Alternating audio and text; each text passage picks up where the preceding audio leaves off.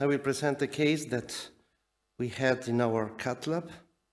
It's about 42 years male with a body mass index 26.5, with hypertension and type 2 diabetes has a comorbidity. It was presented in another hospital. It was transferred to our hospital as a referral case of NSTEMI. In that hospital, an ultrasound was showing akinetic apical and akinesia even of the lateral walls with the ejection fraction of 40%. The ECG at presentation was showing, as you can see, a ST depression in inferolateral walls. So we proceed directly with the angiography. I'm showing all the projection that we had just to understand better the full circulation of this guy. As you can see, for the first, there is a total occlusion of the ostial or proximal left circ with the diffuse disease of LAD. There are a lot of calcification, even in the mid and the distal LAD. The LAD is not well supported by branches, and the RCA is even showing diffuse disease in the distal part. So we didn't consider this patient for possible surgery, even if it was a clear three-vessel disease patient. As you can see, even in the last one, there was the distal LAD, there was a retrofilling coming from the RCA. So the operator at the time, he decided to approach firstly as a culprit lesion the left circ, and we were not everyone in the cath lab. The operator was a junior. He started with wiring the LAD with the normal workhorse wire that we are using, B&W. He decided to approach the left circ occlusion with the fielder. As you can see from the first image, the catheter is not perfectly coaxial with the left main. It seems that it's going and following the angle of the left circs. And the fielder is not entering, in my opinion, in the ostium of the left circs. The patient, after this, let's call it wiring, he developed hypotension and a severe chest pain. So the operator decided to proceed for the presence of this aziness in the ostium of the LAD. He decided to proceed with the dilatation of the proximal LAD. But after two consecutive dilatation, as you can see in the last one, the patient developed total occlusion of the left main. So the code blue was announced, and everyone came in the cath lab. I was there. And as I mentioned before, we are following an internal different protocol that is developed even to include ecmo insertion in our cath lab. So during the code blue, as I said before, we are proceeding after 3 cycles of CPR without achieving ROSC. We are proceeding with the ecmo call. And the operator will start to find the approach for the ECMO insertion, and the technician is priming the ECMO, waiting for the perfusionist and the cardiac surgeon to proceed for the ECMO insertion. So for this patient, the ECMO was inserted. Even the distal perfusion, as you can see, was done. And I went to the cath, and I was even lucky to wire directly the LAD. We proceed with the multiple dilatation from the prox and mid LAD to restore the flow as soon as possible. And,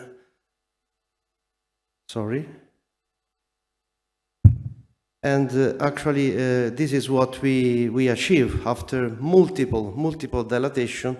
The flow in the main LAD was restored. And after the implantation of the stent in the proximal segment and after post-dilatation, as you can see now, the ostium of the left circ is totally disappeared. So we checked the final result. We were satisfied about the result. And then we proceed with the distal perfusion of the ECMO insertion, because most of the time when we have this kind of complex case with the sudden cardiac arrest and this complication, we are proceeding with the distal perfusion after the procedure. As you can see here in this projection, there was an attempt for the distal perfusion done before, and there is a clear distal filling with contrast that is following the muscle. So maybe there was a perforation with the attempt of the insertion of the distal perfusion of the branch. After the PCI, the patient was showing a very poor ejection fraction, and the performance of the heart was very poor, but the patient was alive. The chest X-ray was showing congestion, and the ECG was totally different. There was a present wave with the anteroseptal ST elevation, even if it was not significant, ST depression in inferolateral. After a few days, we decided to perform again ultrasound that was showing that the heart was effectively recovering well, the patient was stable. We decided after 30 days, after treatment of ECMO, the patient developed a chest infection, a lot of complication, even limb ischemia. We decided to remove the ECMO, but before that, we decided to check the circulation. As you can see, the LAD was well perfused, still present the mid and distal lesion that we decided to do not proceed for any intervention, and the RCA was the same that we checked before. Actually, at this point, we were even thinking to proceed for a smooth ascent for the left 6, but considering the clinical condition of the patient, we decided to do not proceed. So this is the ECMO removal that we did, and as even Fabrizio said, we need to be very careful about the complication, we need to prevent the complication, and we need to be ready to treat the possible complication. For this case, we were doing a contralateral check, but the catheter, as you can see here, the catheter, the injection that we did from the contralateral catheter, they develop a very huge dissection. We try to restore the flow with a smooth balloon, but then for this patient, we decide to proceed for surgical repair because there was evidence of dissection in the insertion site. So the proglide that we were using to close the femoral were just closing the false lumen, not the true lumen. Anyway, after the surgery, the patient was fine. This is the last ultrasound that the patient did just after the ECMO removal. The patient was fine. This was the last ECG. So, in conclusion, my take-home message are that first, careful risk assessment. Before performing a complex intervention such as PCI, it's essential to carefully assess the potential risk to the patient, considering both the expected benefits and possible complications.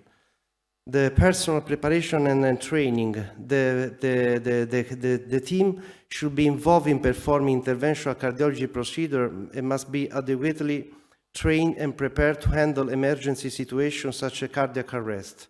Continuous training and practice in simulation can reduce the risk of technical errors during procedure.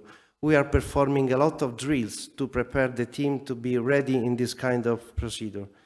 Third, availability of advanced support. In cases where serious complications occur during a procedure, such as cardiac arrest, immediate access to advanced cardiac support device like ECMO is crucial to save the patient's life.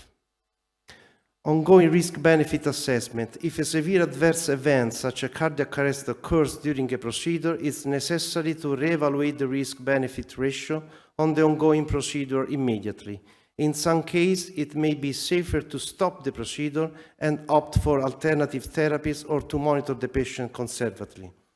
Communication with the patient and family, in our opinion, is very important. Clear and honest communication with the patient and their family, with the patient when it's possible, regarding adverse events during the procedure, the risk and the benefits of available therapeutic options, as well as the management plan for and future care pathway is important. continuous learning and improvement of clinical practice. After any adverse event, conducting a detailed analysis, debriefing we call, with all the personnel, just to find which are the weak points where we can learn and we can teach to the other how to improve the outcomes of our patient. Thank you very much.